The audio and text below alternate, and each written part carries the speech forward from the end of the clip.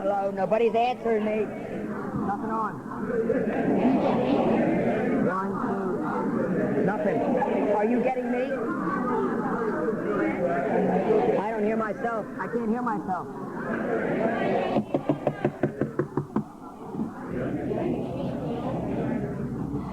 Can we please can we shut all the doors first of all?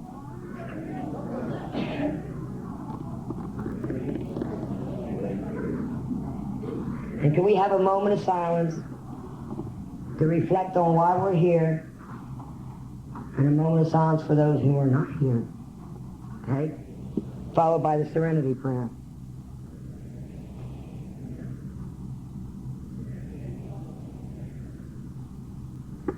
God, grant me the serenity to accept the things I cannot change, courage to change the things I can, and to know the difference.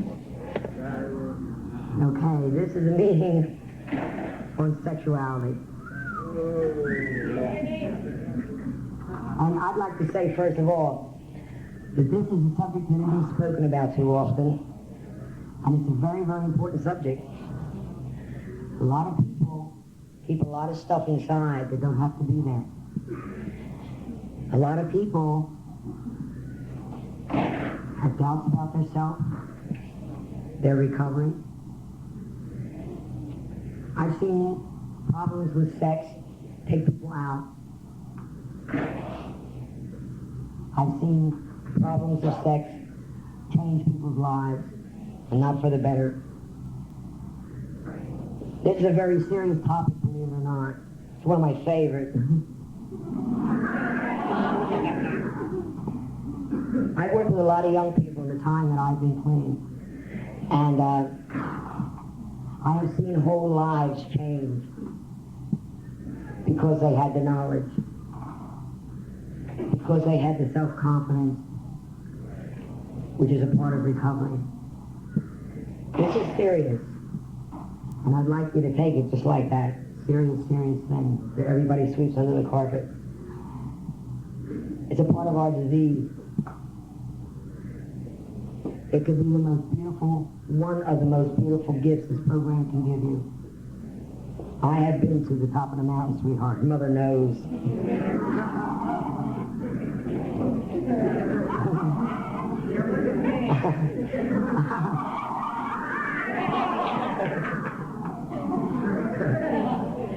If you really think you knew what you were doing when you were under the influence, sweetheart, especially you men, forget it.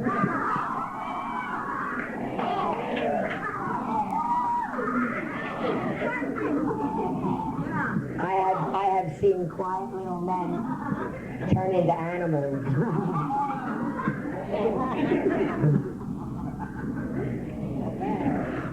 Sex is a work of art. I'd like to share this before we get on with the speakers. It's in 3 parts.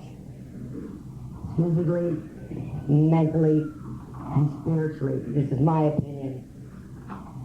Physically, we can all take care of ourselves.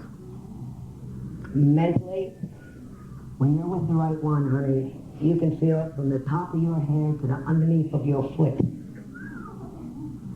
And spiritually, is that aftermath of just laying there and being one, or looking at someone across the room. When my man looks at me from across the room and he winks, I can get a rush. That's the spiritual feeling of a good sexual relationship between 2 people. And that can be in recovery. I'm serious. And without that, it's not a work of art. Without that, it's not a treasured possession.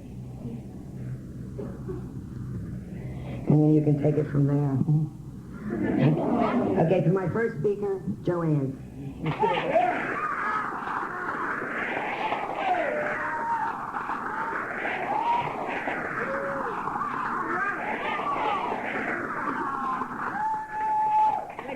Wait. Oh, I'm sorry. You have to forgive me. This upsets me, this whole topic.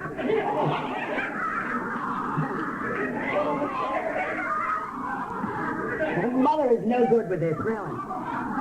We do have a meeting to run. I get all excited, I want to get into it. So we have to read who, what, when, and why. Okay, come on up, take turns.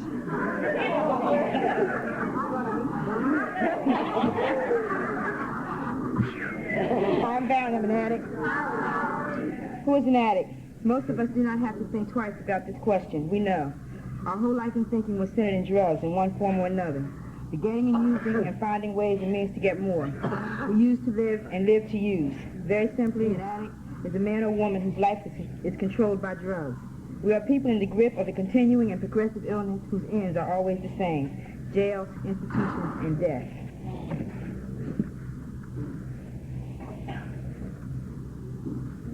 Hi, everybody. I'm Carmen, and I'm an addict. What is the Narcotics Anonymous program? NA is a non-profit fellowship or society of men and women for whom drugs have become a major problem. We're recovering addicts who meet regularly to help each other to stay clean. This is a program of complete abstinence from all drugs. There's only one requirement for membership: the desire to stop using. We suggest that you keep an open mind and give yourself a break. Our program is a set of principles written so simply that they can be followed in our daily lives. The most important thing about them is that they work. There are no strings attached to NA. We're not affiliated with any other organizations. We have no initiation fees or dues, no pledges to sign, no promises to make to anyone. We're not connected with any political, religious, or law enforcement groups, and are under no surveillance at any time. Anyone may join us regardless of age, race, sexual identity, creed, religion, or lack of religion. We're not interested in what or how much you use or who your connections were, what you have done in the past, how much or how little you have, but only what we can do about your problem and how we can help. The newcomer is the most important person at any meeting because we can only keep what we have by giving it away. We have learned from our group experience that those who keep coming to our meetings regularly stay clean. How it works.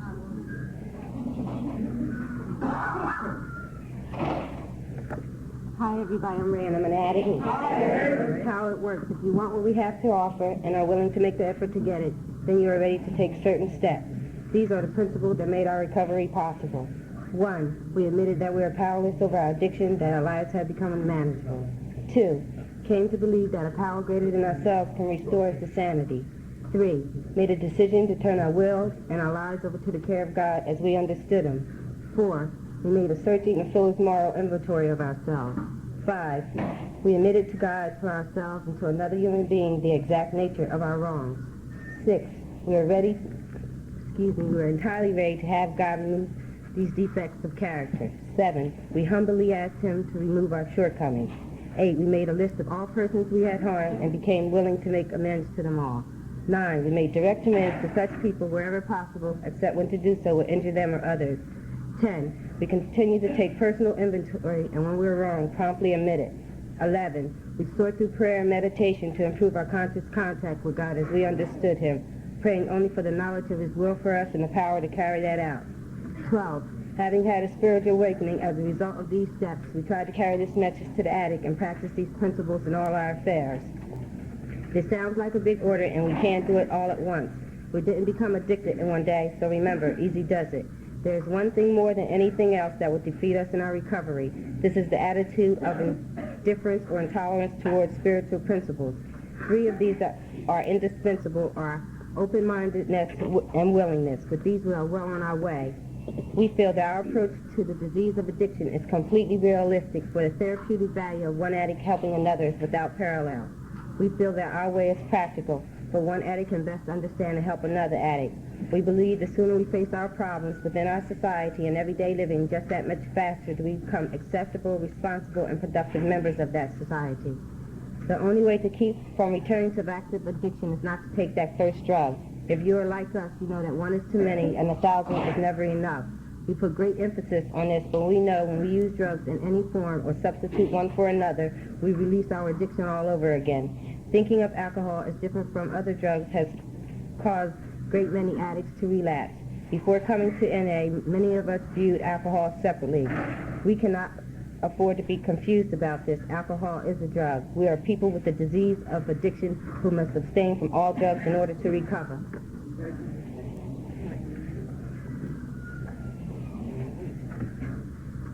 Hi, I'm Sylvia and I'm an addict. Why are we here? Before coming to the fellowship of NA, we could not manage our own lives. We could not live and enjoy life as other people do. We had to have something different, and we thought we had found it in drugs. We had placed their use ahead of the welfare of our families, our wives, husbands, and our children. We had to have drugs at all costs. We did many people great harm, but most of all, we harmed ourselves. Through our inability to accept personal responsibilities, we were actually creating our own problems. We seemed to be incapable of facing life on its own terms. Most of us realized that in our addiction, we were slowly committing suicide. But addiction is such a cunning enemy of life that we had lost the power to do anything about it. Many of us ended up in jail or sought help through medicine, religion, and psychiatry. None of these methods were sufficient for us. Our disease always resurfaced or continued to progress until in desperation, we sought help from each other in Narcotics Anonymous. After coming to NA, we realized we were sick people. We suffered from a disease which there is no known cure. It can, however, be arrested at some point, and recovery is then possible.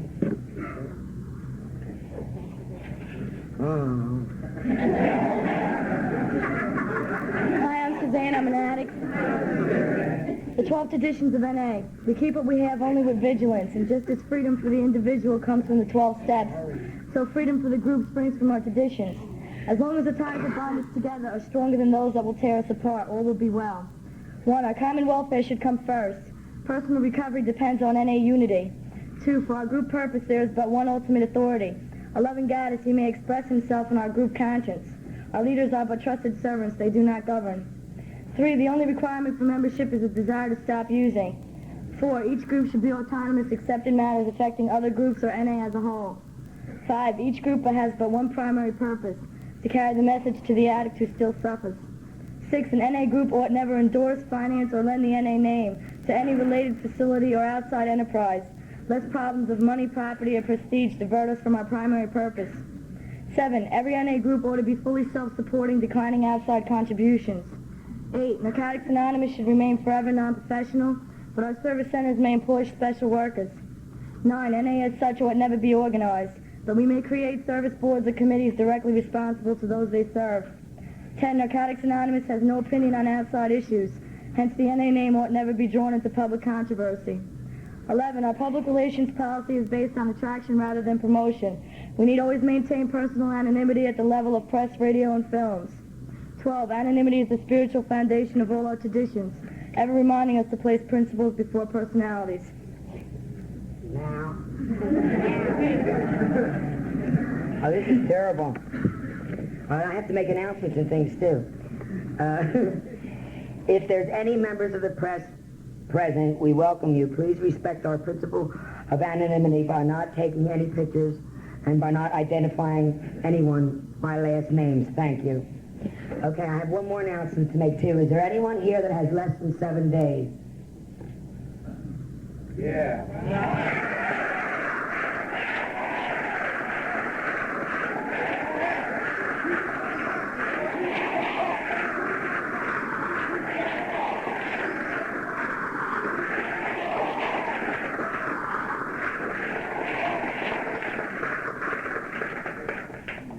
About 8 days. 9. What I'm trying to say here is I have 2 registrations free for 2 people under 30 days. You can get them at the desk. I love to give gifts out.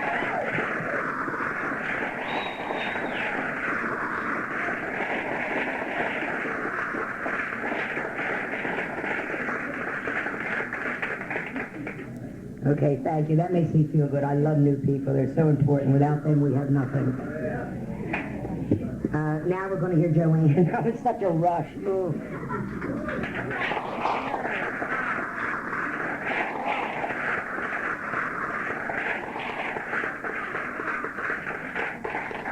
Hi, everybody. My name is JoAnn, and I'm an addict. You know, 2 months ago, when they were in the planning phases of the convention, I asked the chairperson, Tom O., if I could speak at a convention, because this was my first time ever speaking at a convention. And he sat back about 10, 15 minutes later, he said, JoAnn, you know, I have the perfect topic for you. And that was sexuality. And I said, what? But you see, I am very aware of my sexuality. And I'm not afraid to tell you about it. One thing I know about myself is that I am a woman, and I am a damn good woman. I say that I am competent, confident, and capable.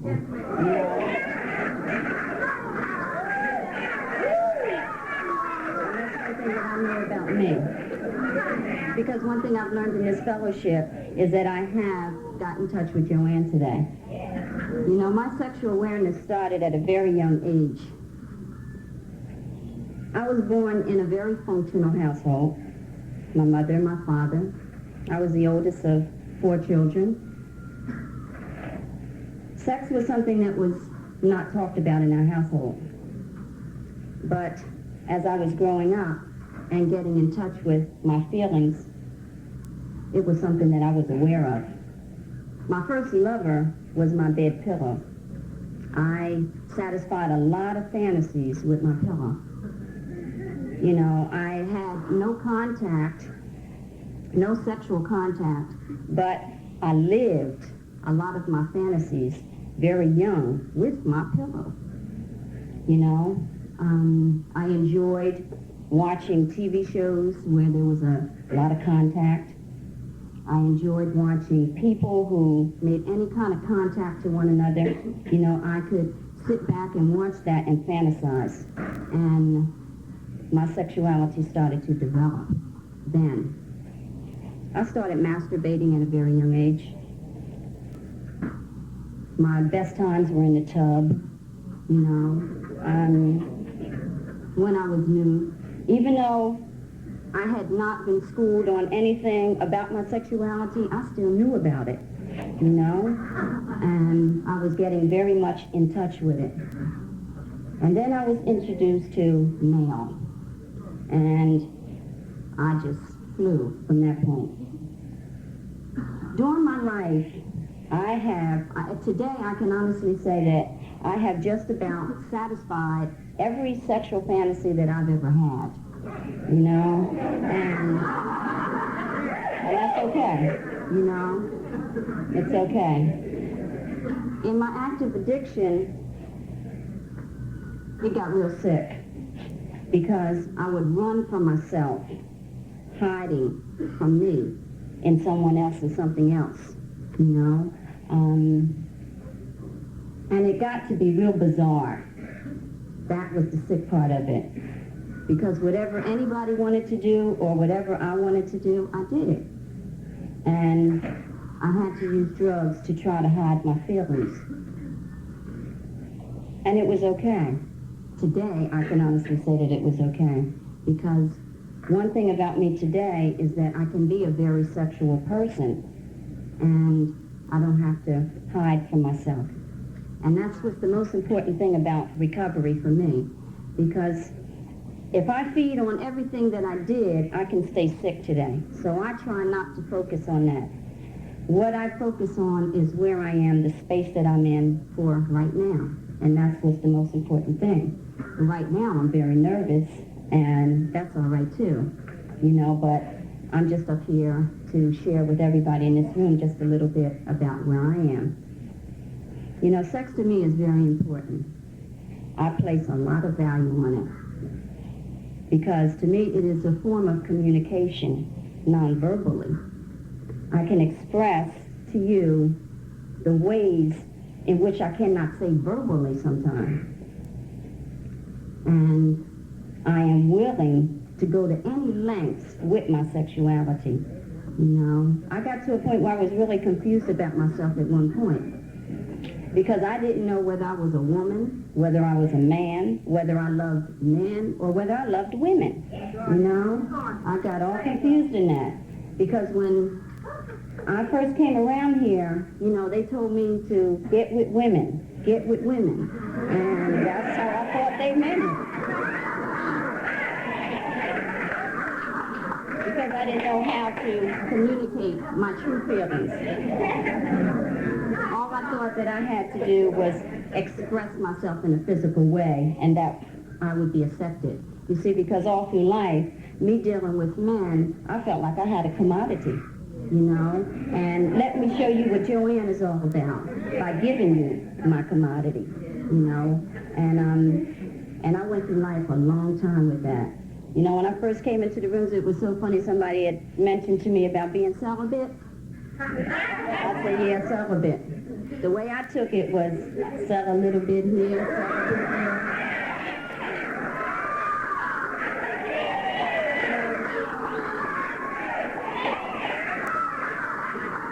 And then sell a little bit over there, too. And that's the way I looked at celibate, you know. I wasn't about that at all.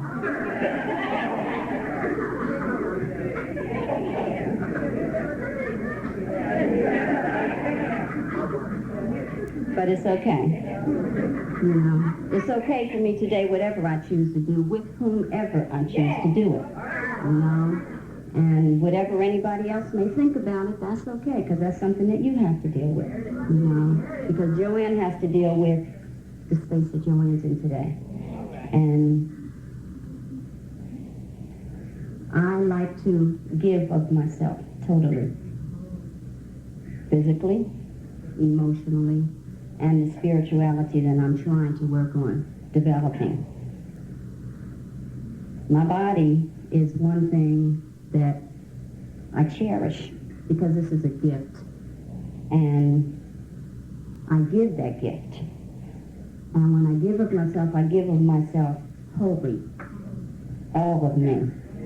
And I want to share all of me. What I like about me today is that I don't have to do it in numbers, you know, because I went from bedpost to bedpost, trying to prove myself to me, trying to get you to accept me. You know, I wanted to stay away. I didn't want to get into the man-woman issue, but I am a woman, and what I know is dealing with men. You know, and you guys are so easy, you know. You made it real easy for me, because all I had to do was say yes, you know, and I used that, you know. I found that out very young, that's all I had to do, was say yes. But for me today, I've learned to say no when I have to. I'll say yes when I want to. And it's my choice. And that's what's the most important thing. You know, because my philosophy is whatever your fantasies are, give them to me. I'll sell them right back to you. You know, because I believe in fulfilling myself. See, I'm not an inhibited person, because the more open that I am, the better I feel about myself. But I don't have to share it with the world. You know, I can share it with myself and with my partner, and it makes it beautiful. Because to me, my sexuality is something, that's what I have. Everything else that I'm doing here in recovery, I'm trying to work on. You know, I'm trying to grow in those areas. But what I have here with that sexual part of me is a part that I love.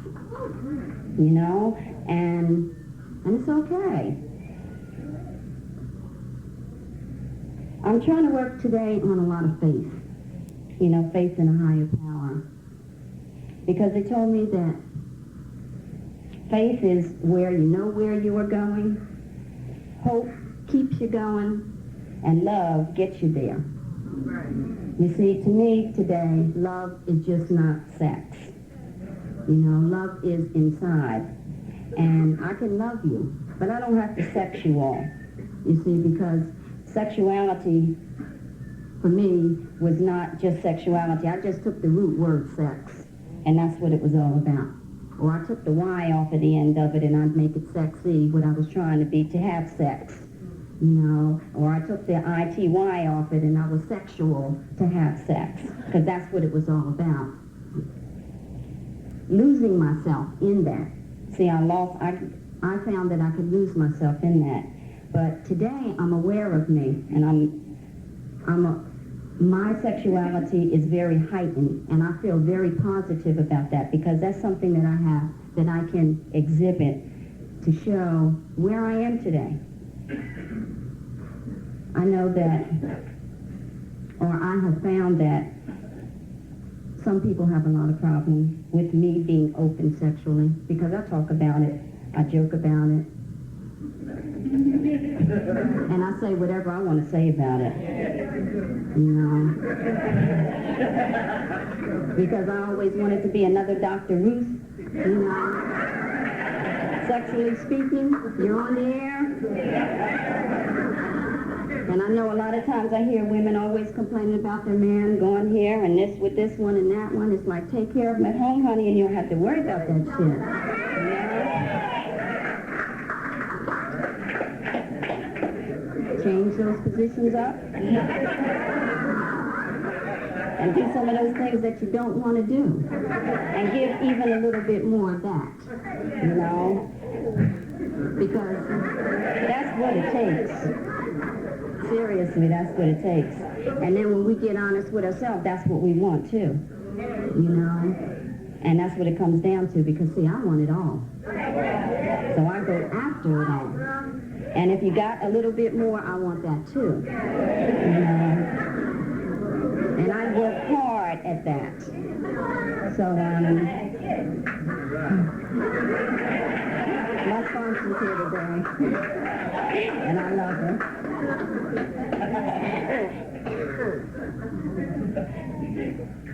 Wow, this is really something.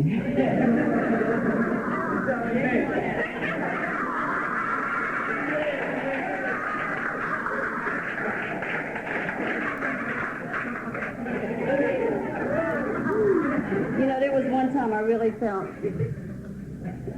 egotistical about myself. And I felt that I could handle 12 men. I felt that's how many it took for me. And that was ego, you know. I could probably handle 12, but I choose not to do that today. You know, knock that one off and say next. Because you see, I know that I was fucking with your ego too. And if I fucked with your ego, then you were going to really be productive with this woman. And that's what it takes. You know, because I always said I needed me a Superman. You know, one who's going to go in that phone booth and strip. That's right. And come back here with a whole lot of man for this woman.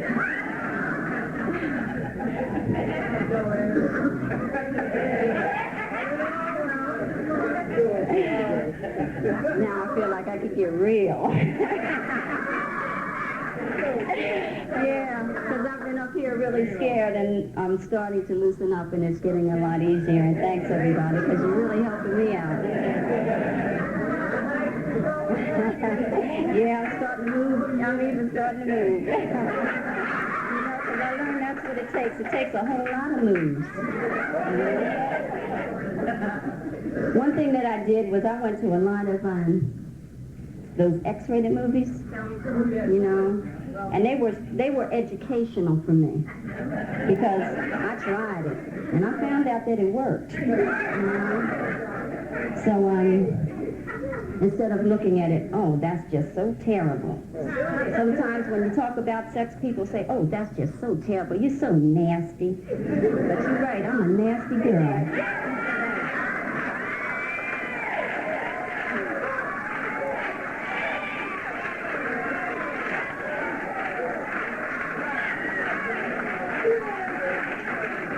And I even wear all those little get-ups, you know, you guys, all those little get-ups that you like, because I found out that's what it takes, you know. Instead of me sitting around worrying about my man looking at somebody else, I'll give it to you, baby. Just come to me, you know, and that's what it takes. But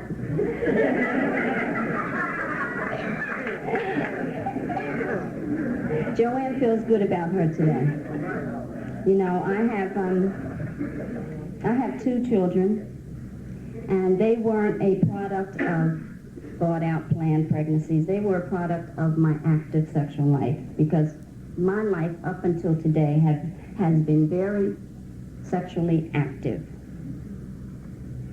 You know, I have about 2 or 3 belts with a whole bunch of notches on both sides. And that's a hell of a lot of experience. And it's okay, because I have grown from those experiences. I have learned a lot from those experiences. And I can take those today and utilize them in my life for where I am in my recovery and make that life a whole lot better. And it's all right. You know, people who know me well, they know how I am. One of these days, hopefully, maybe you all see me on TV, because my ultimate is to be open sexually, not to hide yourself, inhibit yourself in any way, because I find that that's a big problem. That's why, speaking from a woman's side, why married men are out looking for extramarital affairs. I know that the statistics are more women to one man, and I know you guys would like to have all your quota. But the way I feel that as a woman is that if I'm giving it to you the right way, if I'm doing the right thing, you know, you're going to keep coming back here. And that's what's important to me. And I try to do the right thing. And it's great, because when I give of myself, I'd like to just say, when I first knew that I was going to speak at this meeting, I was going to come in here with a key red dress, these sling-back red shoes, stockings with a garter belt on, and tell everybody to shut and lock the doors, and let's get down. You know, let's live some sexuality instead of talking about it. You know, and let's get a whole lot of experience right here. And I'm quite sure the ones who didn't like it, then you got a chance to leave, you know? But I bet you a lot of y'all will stay. If you wouldn't do anything else but sit here and look. But that's okay too, because it is educational to watch. But what's even better is when you take that education and you apply it to your life. You know? Use it. Don't think about it. Don't fantasize about it. Do it. Because when you don't, then all you're doing is hurting yourself. And I found that it's very healthy for me to be totally open and just let myself go. And don't worry about what you may think. That's all right, baby. Lay back and think. Let me do it anyway. You know? Because that's what I want to do. And the more open that I am, the more giving that I am, the better I feel about this woman. And that's something that I want to go to the mountaintop. I haven't been to the mountain. Working on getting there. You know, because like when I first came around in this fellowship, I really got confused about myself, and I thought that dealing with a woman had to be sexual too. And I learned that it didn't have to be, because that's all I was ever used to. And women that I became close to, I had a sexual attachment to them.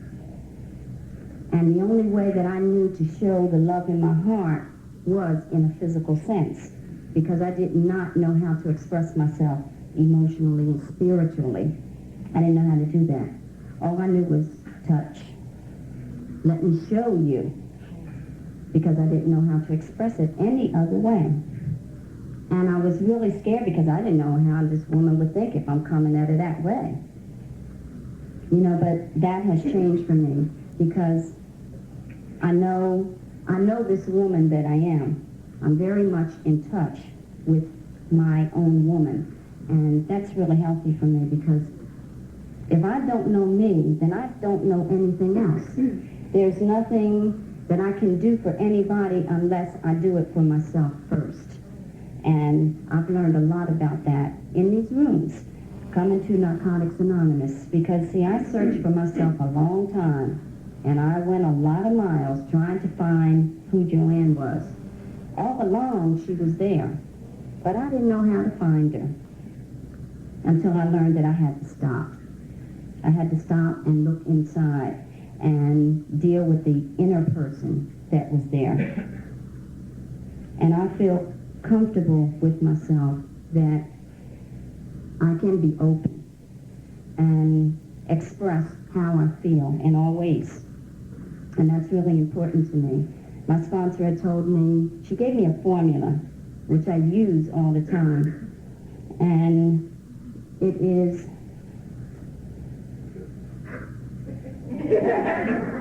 what over comfort equals integrity? Don't lose it now. Character. My character over comfort equals integrity. And see, that's what I want today. You know, I want to be an integral part of society, and I have to work on my character. And the comfort for me is not feeling uncomfortable about myself. You know, getting that comfort level with myself, and then that integrity will build for me. And that's really good to know that I am somebody. And Narcotics Anonymous is how I did it. Because I searched high and low everywhere else trying to get it. And it wasn't until I came to these rooms and started listening to people just like me talk about what's going on with them that I was able to get in touch with JoAnn. And I love JoAnn today. And I feel that I am a very sexual person. And I love that about me today. Today I don't have to look down on myself. I call myself all those names because I love sex. It's okay. And I think when I get finished sharing, I'm going to go have some sex.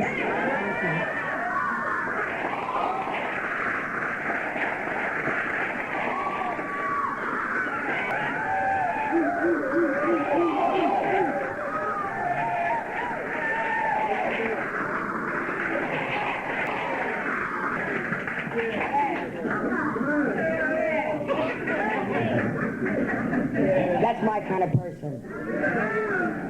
She's comfortable with herself. And that's not easy. Okay, it comes with a lot of learning and experience. People say to me, Blaze, what is normal sex? This is serious. Normal sex is when two people both agree and there's no pain involved. If you want to hang from the ceiling and do it, it is called normal sex. Sick sex is no matter what you do, you use that bed as a battlefield, or you use that bed to use somebody. That is sick sex. Not what you do in the act of sex, but what you are doing in that bed. Are you there because you want to be, or are you there because you want to get something? That's sick. No holds barred. That's normal. Okay? And I mean that. She keeps the glitter in the gold, sweetheart. Mother knows.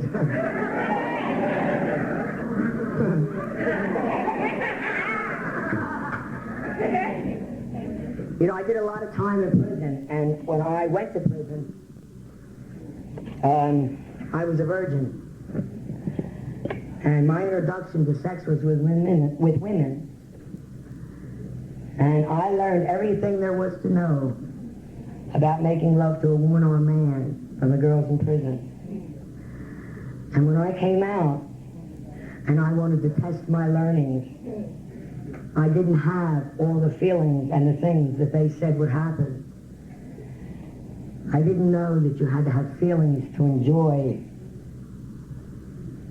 the song of sex, the feelings of sex, of making love to another person. I thought there was something radically wrong with me. that you were part of that happiness for other people. I can't stand here and say I'm a connoisseur on sex. I'm close enough to it.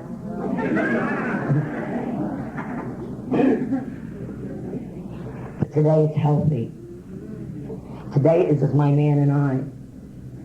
And we have a lot of normal sex.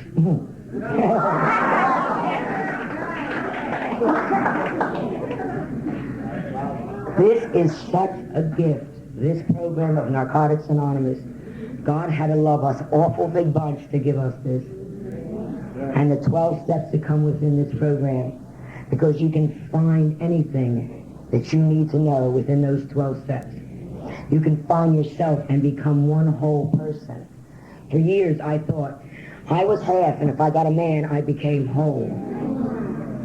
Until I become whole, and I can go out and find a man who's whole, then we got it, baby. But with two halves, you ain't got nothing. Because I've had that too. Mommy fix. Yeah, okay, fix. He fixed me. You know? And I let God do the choosing today. Because I see some sick, pathetic person come through that door. He's tall, skinny, and bow-legged, and he's mine. I saw him first.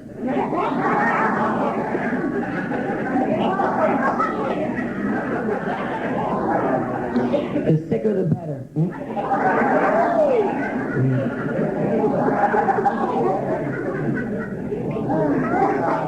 I paid dues, and I never thought existed for that. I don't want to fix anybody. I want to love somebody. And I didn't know the difference until I fell in love in this fellowship. And that's when I saw the top of the mountain. I always thought love was sex. If we had sex, we were in love. Okay? No way. The man that I loved very much, we lived together for a whole month. Now, some people think this is not a long time. An hour's a long time for me, okay? Without sex.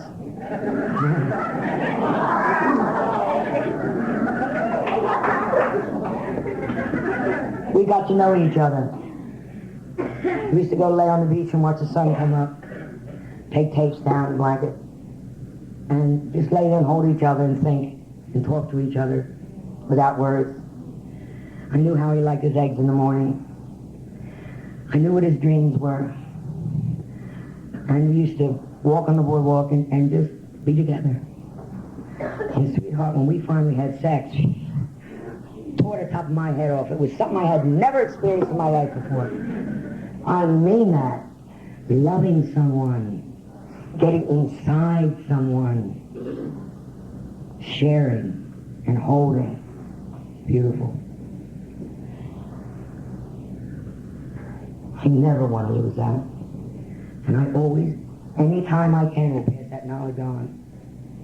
For the young people. The young people have so much to learn, to feel, to experience. You are so fortunate. And I am so happy for you, really. Listen, and take what you need. Go home and think on it. Learn on it. Don't be afraid to talk to your sponsor. Get really inside the deepest part of your heart and say, I don't know how to do this. Or I've never reached the climax. God forbid. Oh, I'm serious. That's serious with people sometimes. Oh, and that's sad. You know? Learn. Because this is a full package. This is a whole package. Okay? Get it all. We have another speaker. This lady here. Aren't you speaking? Why can't I do anything right? Here we are. Talk about sex, I go bananas. I'm so cool with everything else, right? The program, the 12 steps, you know. Say sex and I'm finished.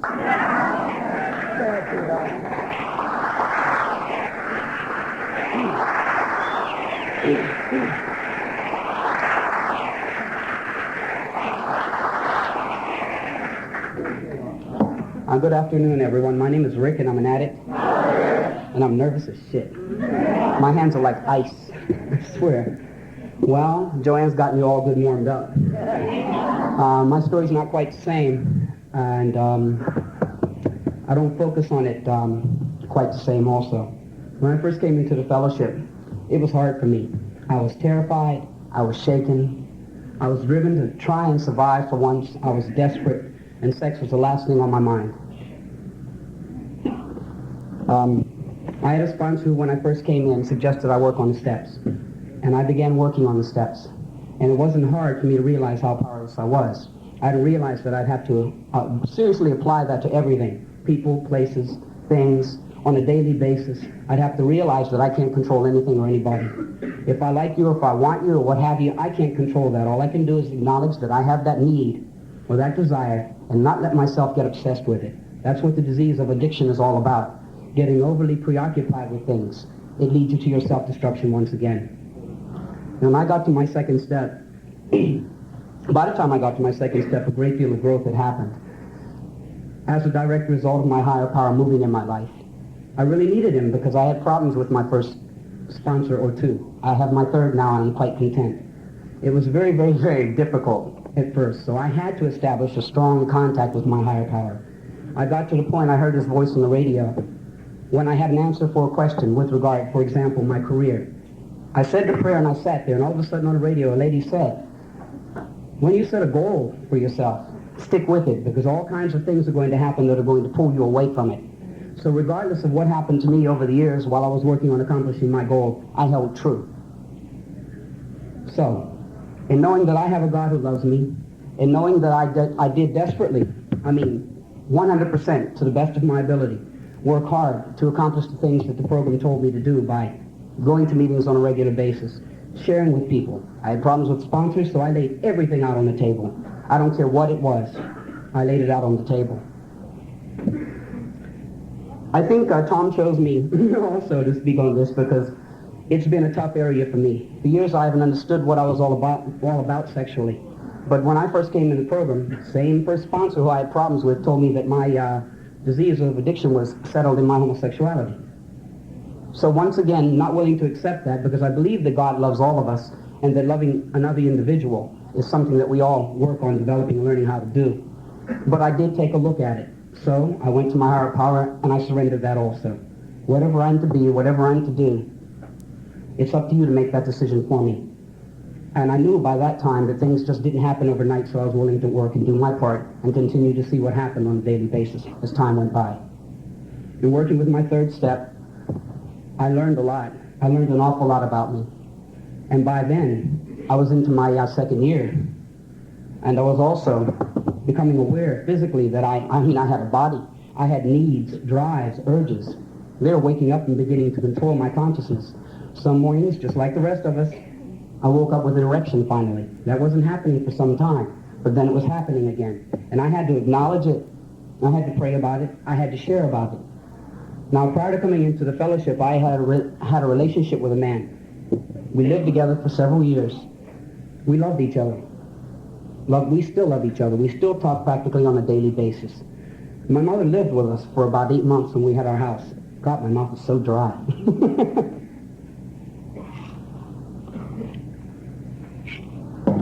And she said something to us while she was living with us. You know, you two are just like anybody else. You fuss, you fight, you buy each other flowers. We had a house together. Rick liked to cook and I liked to clean. And things worked out as best they could, but neither one of us were accepting ourselves. So it had to come to an end as far as the living together part was concerned, but not loving each other. I now know that when you love somebody, it never stops. As a matter of fact, it continues to grow and unfold. It never stops. If you can walk away from somebody and forget about them and say to yourself or to anybody else that you don't love them, then something is definitely wrong with you, because you never really loved to begin with. Or you did it conditionally, which meant it never flowed freely. You said something that really hit home for me. A lot of men assume that they're the ones who have the climaxes that women aren't. Well, I've ejaculated several times, but I've had a few climaxes in my entire life. When it really hits you, something up here releases, and you feel your whole body explode.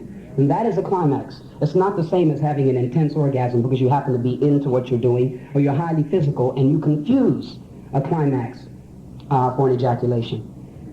It takes a great deal of work to find out who and what we are, and I'm willing to do that. You know, when I got to my fourth step, I had already been working on it for, since about my third or fourth month. It started out as a daily inventory type thing because of the pamphlet they made available to us, Living the Program. I knew I couldn't work the 10th step at that time and do it for real, because I realized that from one step to another, you find they're in an order for a reason. You find out what that step is supposed to do for you at that particular time and stage of development. So I had accepted that, but I'd already begun doing a lot of writing. By the time my sponsor and I sat down and did my 5th step, there was a lot of stuff to come out that I really didn't think, I really had no idea was going to come out. I realized that as a child, when my mother abandoned me in Virginia, she was having problems with my father, who was a motherfucker. He dressed up beautifully, made good money, and wore white starched shirts, and he also kept my mother as a toy. When she was ready to get free from him, she had to get the only link between the two of them out of the way. I was only, what, 7 3/4 when she left me in Virginia. And then she proceeded to get rid of him. She didn't tell me anything about this. Maybe if she had, it might have made a difference. If she hadn't, it might not have. I don't know. I can't try to change the past. I can only try to deal with today. But while I was down there, and she was driving away with my father and my brother and my 2 sisters who were by my stepfather, that's why they could stay in the picture and I had to go, I felt abandoned. I started negative behavior patterns and reactions to things. My aunt told me to stay in the yard. I had to go just as soon as she turned her back. When she wouldn't give her husband sex by the time I was 11 because he was drunk, I took care of him that night. There was no molestation involved. I went after it and took it. That's just how it was. By that time, I realized I had to get my love wherever I could get it. And that's what I translated it to mean, sex. That was personal attention, someone taking out a few minutes or an hour to focus completely and totally on me. And I needed that. I was willing to do it. And that was the price I paid. I found out also by the time I was 12, when I was in the bathroom fooling around with somebody, and my mother opened the door, I could swear to this day I locked that door. I know I locked that door, but that door was unlocked. And she came in the bathroom, we were about to do it, in full erection, so on and so forth, and she looked at me and she said, "When you finish, come out." Well, I was in shock. It took me a good 20 or 30 minutes to come out because it wouldn't go down. And when I finally got out of the restroom, my mother looked up at me and told me that I was a funny thing that crawled out of her womb. Right then I knew that I was basically a decent person and that I would have to prove her wrong. I would have to prove to her, none of this is for me, note. I had to prove to her that one man could love another man and that it could be okay. It didn't have to be something filthy or slimy. I knew that if I could do that, then she would be able to accept me and she'd be able to love me. These are things that came out in my 4th step. I found out that I had no self-acceptance. I found out that I had resentments, fears, and angers that went back for years and years and years. I found out that I had started on a negative path as a direct result of a decision I made to take a reaction, to have a reaction to some things that had happened to me. Nobody did anything to me. I made these decisions myself. In working where I'm at now, and working on my 6th and 7th steps, I realized a lot of the defects that were born as a direct result of patterns, courses of behavior, the way I choose to react to things. I can now see where I start reacting to a situation or creating it in my head. You do A, I'm automatically going to do B and follow it through to the end. If it means total self-destruction or going back to drugs, if you hit me at the right time, that's exactly what it will boil down to. But knowing a lot of those patterns now, I can request my higher power to give me some relief for my defects, and a great deal of relief has been given. I have a lot of serenity today, a lot of peace of mind. Where I'm at now is trying to get free from a lot of my shortcomings. I really can't talk very in-depth on all these things because I'm only on my 1st cycle of steps, but they mean everything to me. I try to tie everything that happens to me in my life into the steps and into the traditions. In surrendering my sexuality to my higher power, I became willing to change in that area too. And little did I know that there was a great deal of change to happen. One day I was leaving a Saturday meeting, and I saw a woman walk out of a YMCA. And she had on this nylon top-type fabric, low-cut, blue, like blue marine, and the sunlight hit the tip of her breast, and it was the most beautiful damn thing I'd ever seen. I was walking down the street with this man, Aaron, a friend of mine, and we were both mesmerized. We followed that lady for about a block. I watched all my reactions, and this has been going on for the last, year or so, and a great deal of things are happening. I mentioned it in a couple of meetings, and I got very paranoid because I thought people would expect me to change because I thought I was something nasty or filthy. No. My past behavior patterns with my sexuality was very rigid as a direct result of some decisions I made as a child to prove my mother wrong, which thank God my God did give me that day when she said, "You're okay. You're still my baby, you're okay." And I see that things are going okay for you. Recently, there have been some women in my life, and I like it. We have not slept together as of yet, but we've become very close friends. When this pattern of change first started to happen, I didn't understand a lot of it, and I was very, very afraid. And as I said, when I started sharing about it in the meetings, I thought people would think about me wrong. Finally, he's coming around. No, Ricky's just coming the person that he was always meant to be, and he never realized it. So now I'm quite a sexual person. I'm not very, very active with it because I'm still trying to base my sexuality out of my spirituality. In other words, giving God a chance to give me that opportunity. When I do reach beyond, the boundaries that have been set for myself where I am in my recovery at present, it's usually quite a safe situation. I've had some run-ins. For example, there was someone who I lived with who was a porno star, Italian, olive-complected, incredibly beautiful. I was obsessed, completely obsessed. After he left and went to Seattle, Washington, I was in recovery about a year and a half. Oh, and I got an obsession to go out to a bar, which is something else I didn't permit myself to do till about a year and a half clean. I wanted to give myself an opportunity to change, and I moved out of my gay ghetto on DuPont Circle in Washington, D.C., and into a black family neighborhood where I could have some privacy and some time to recover. And this one night, I was completely obsessed to go out. Well, I got on my knees and prayed about it, and I went downtown. I asked my God to watch out for me because I knew where I was going, down to the wrong side of town, the type of places I used to love to hang out. It was great. And I walked in the door, and he was standing there. He'd come into town for 3 days from Seattle, Washington. He was there the day previous, that day, and the next day. Well, that night, we got together. Now, this goes to show you how obsession works and how sexuality can really cause you problems if you're not honest with yourself and with other people. It's taken me months to finally get to the point that I can share this with anyone other than a couple of very, very close friends. And then I asked them to keep it to themselves. Well, I put out $150 that night. He spent it all on coke. But he had to have some works. So I went up to the neighborhood block for him and got the works. We went back to my house. I put it in the spoon, prepared it, and put it in him, and never once felt the obsession to use. That's how obsessed I was with that situation. That night, I sat and I watched him for hours. I watched him lose his train of thought. I watched him start things and stop. I watched him sit there and cry. I watched him pull himself together and pace back and forth. He tried to write notes to set himself free, and he couldn't start writing past a sentence or two, and I saw myself. And I realized where I had been, and I realized where I was at that particular moment and how precious it was to me. I tried to share to him about some recovery, but only in what few words I permitted myself to say at all. I knew I couldn't get through to him at that time, and it wasn't important that I get through to him. It was that I realized that I had put another human being up on a pedestal, and it was time for me to get real about it. But when we finally did have sex, it was awful. I made certain it was 5 minutes or less because I really couldn't handle it. It just wasn't where things were. I couldn't deal with it. That morning, I walked into the subway and it was over.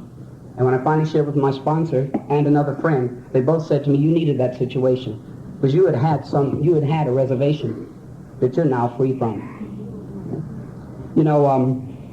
Looking at all the things I've gone through over the years, I know that there's a God in my life who really loves me. I know that there are people who really care about me, and I know that I'm now in an environment to change and to grow. I want a relationship with somebody, as I have all along, with someone who cares a great deal for me. I'm not into one-night stands. I haven't been for years. During my addiction, all I wanted were the drugs. I have not been crazy about one-night stands. I'm not going to stand up here and tell you I haven't done them, but I don't go looking them out. I want them every day. But I know that that's not the path I choose to walk because I know the pain that goes along with it once you accept that situation. And I really don't want any parts with it. Whoever comes into my life in the future, maybe 2 years from now you hear me share that I'm married and I have one baby on the way. Who knows? I honestly do not know. I know where I am today, that I'm incredibly attracted to both sexes now. Things change with time if you're willing to get out of your way and let your God work for you. It's not a pleasant situation to work through, and it's not easy when you're in a transition stage, such as giving up your defects, such as realizing your shortcomings and become willing to get free from those things, such as becoming willing to let yourself be attracted to someone that you normally wouldn't be attracted to, for better reasons. I mean, my past pattern is to find the most gorgeous thing I could and walk up and down the street. So I was a weightlifter for years and strut. I was arrogant with my homosexuality. I think that's a big part of why I can talk about it now. I'm not ashamed of it. If you have a problem with it, more power to you. But I know the quality I've tried to maintain in my life in that area and all the other areas of my life, so I don't feel I've done a whole hell of a lot that I have to crawl under a rug about. You know? God is in my corner. You people are in my corner. Meetings are here. We have people that love us. We have an opportunity to change. And I'm going to continue to do the best I can, which is to stay out of my way and let other people help me. I don't have too much else to say, but it's good to be here. And this is a wonderful hotel. This convention is great. Convention is really great. And, well, I'll see you all at the banquet this evening, right?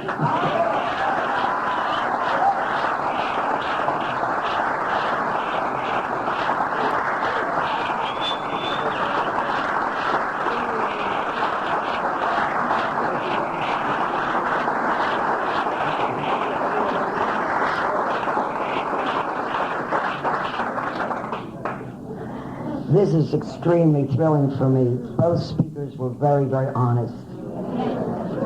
I learned a long time ago, Freudian said that when you're comfortable in your sexuality, it gives you a certain amount of self-confidence.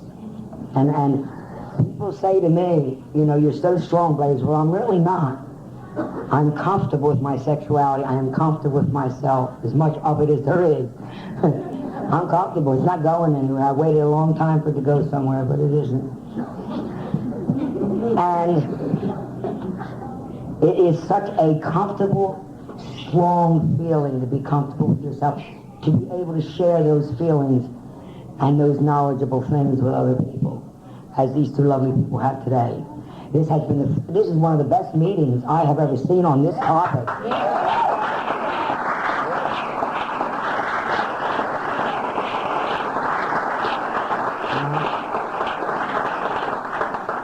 And I hope we have more like this, because this is a very serious topic. Who else would like to share? Okay. Come, darling.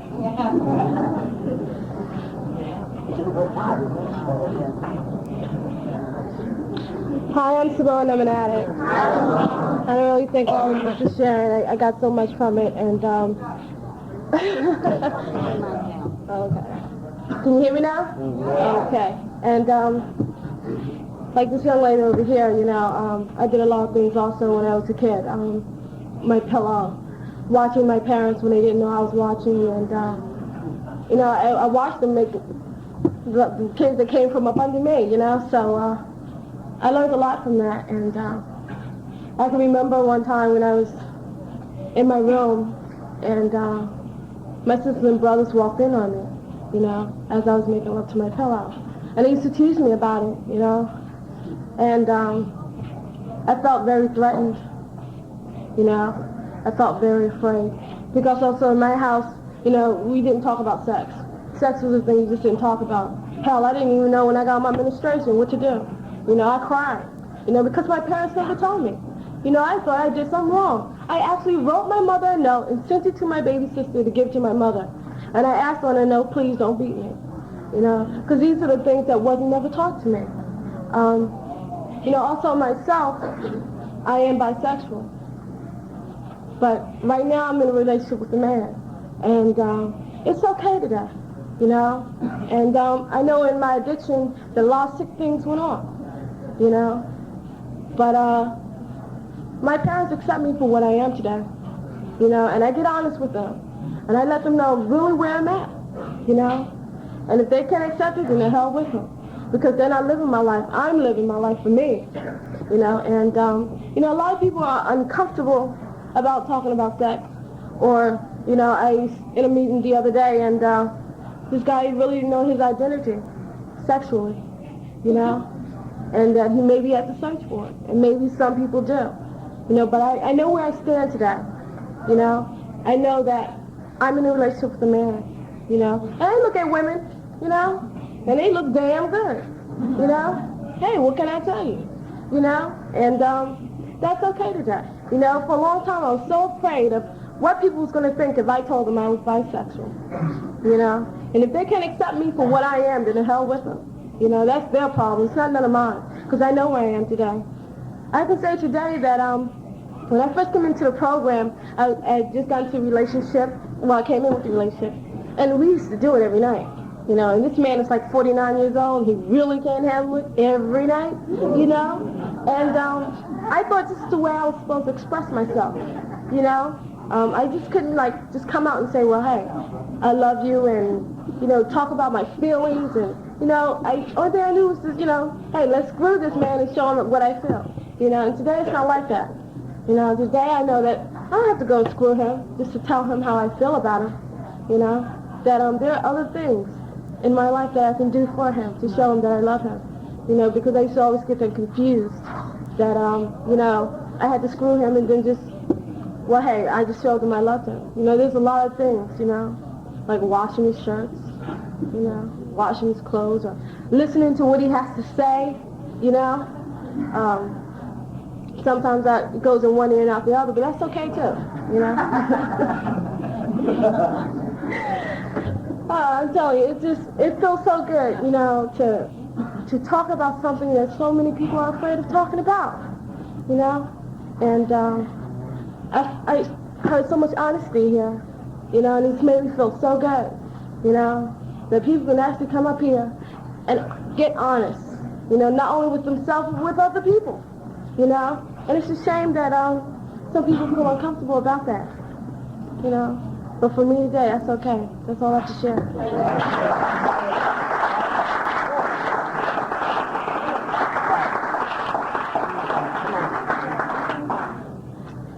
We're running late, so try to keep it down so everybody can get a chance to speak. I'm Gary, and I'm an addict. And I thank God right now for recovery, because otherwise I'll explode.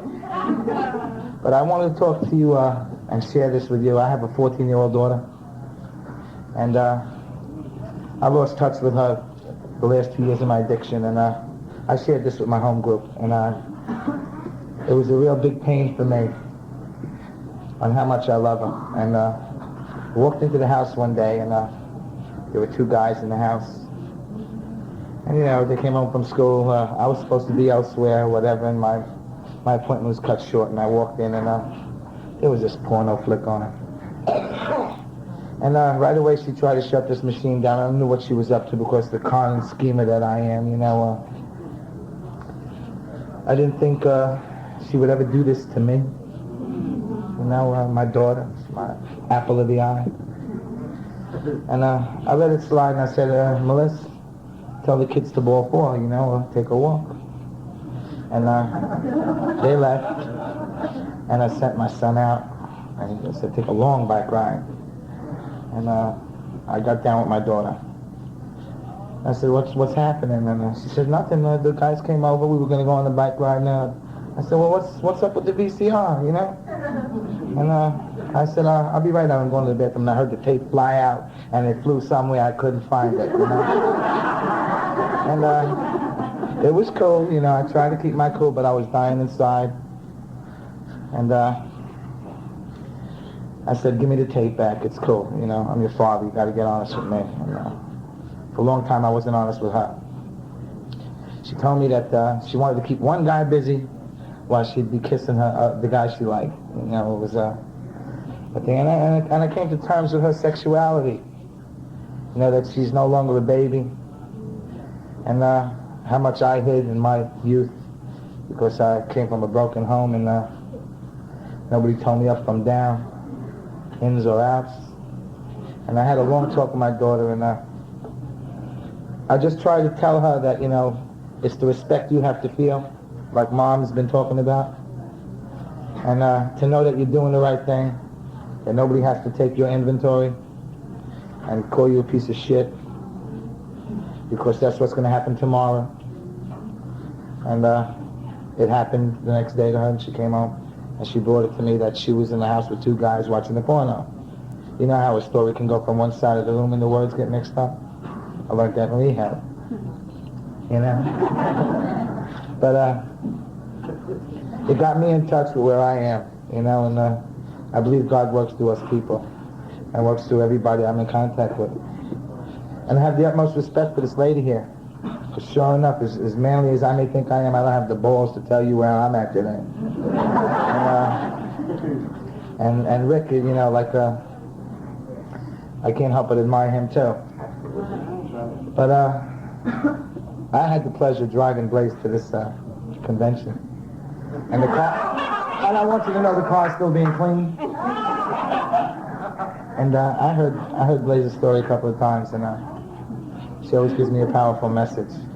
But the only thing I could tell, you know, you from my experience of strength and hope,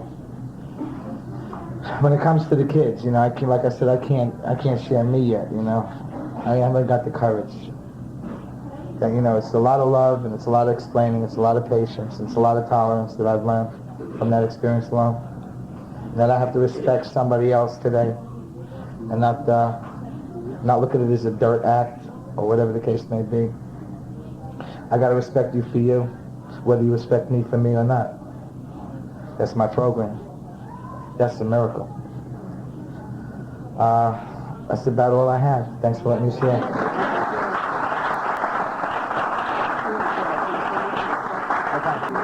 Right.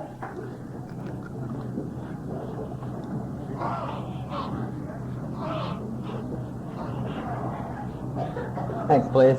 My name's Raymond. I'm an addict. You know, with all this talk about sexuality, I just wanted to talk about the physical ultimate result of sex.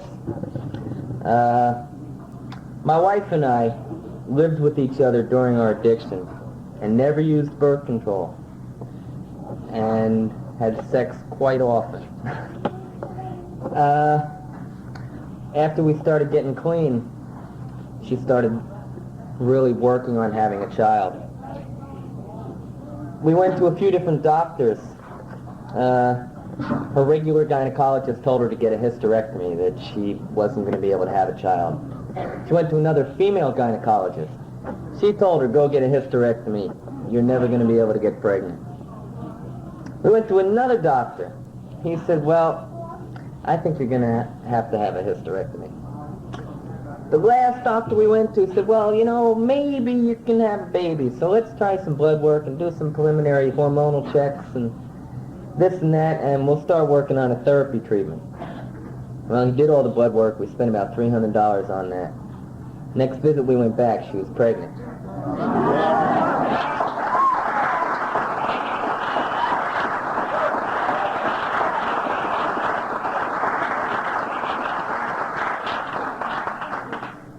The real godly coincidence is that in between that time that we had the blood work done and the time we returned to the doctor, she hit a year clean time. You know? We talk about miracles in the program, man. You know, and sometimes we can't really grasp them. You know, they happen around us all the time. But they're spiritual miracles, you know. They're the kind of thing that you can't touch, you know. This is a physical miracle, man. All these doctors, you know, they told us we weren't going to be able to have a kid. 1 year after her clean date, she got pregnant, man. That's how the program works, you know. I just wanted to share that with people because we're talking about sexuality and that's where it lies, you know. Thank you.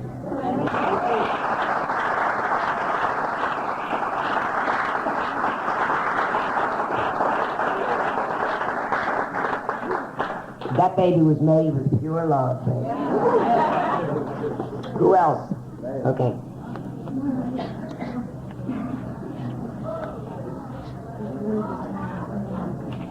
I'm Sue, I'm an addict. This meeting blew me away. Everybody knows how to have sex. They know how to open their legs, get on top, do it sideways, upside down. And what Blaze just said, talking about love, I fell in love in this fellowship. I'm getting married next fall.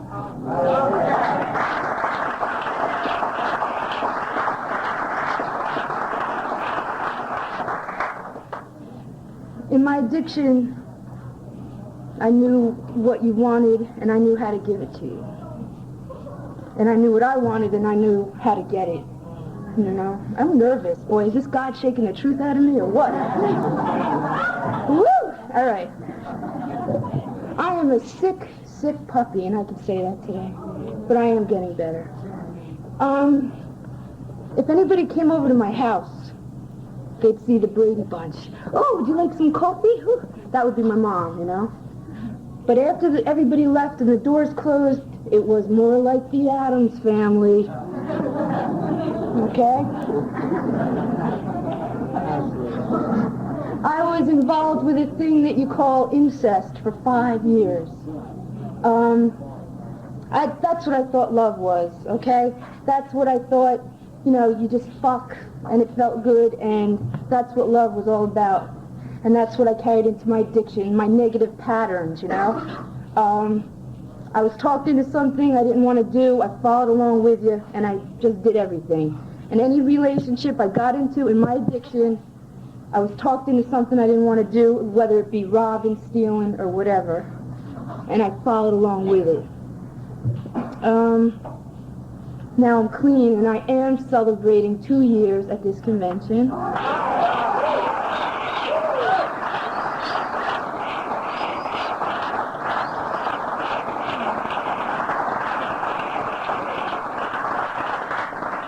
Even though it is on Tuesday. And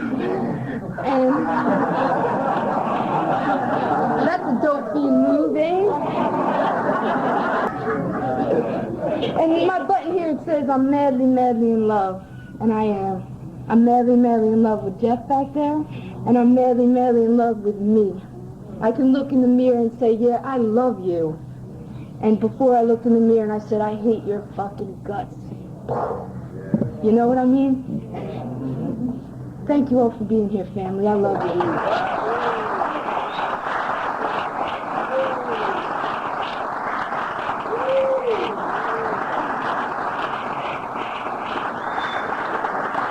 We're going to close. I just have one request of everyone, is to learn as much as there is to learn about life and yourself. And allow God to send you someone and share that beautiful, beautiful gift. I love this program, and I love when these kids, I hear about they're getting married, they're having babies, and they're doing it for me. They're doing it for me, because it was one thing I could never do, and that was to love. Ever. Today I can. It's a little late, but Mother's not dead.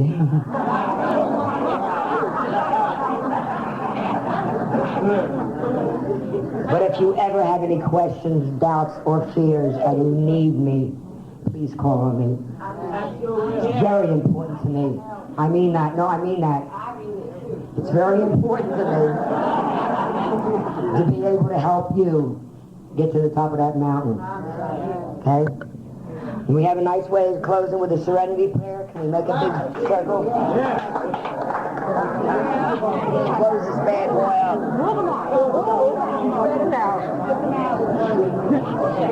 That's okay. I'm getting you.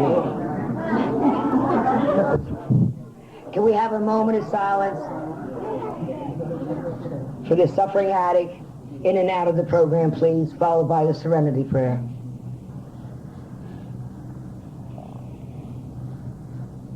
God, grant me the serenity to accept the things I cannot change, the courage to change the things I can, and the wisdom to know the difference. Keep coming back and work if you work with God.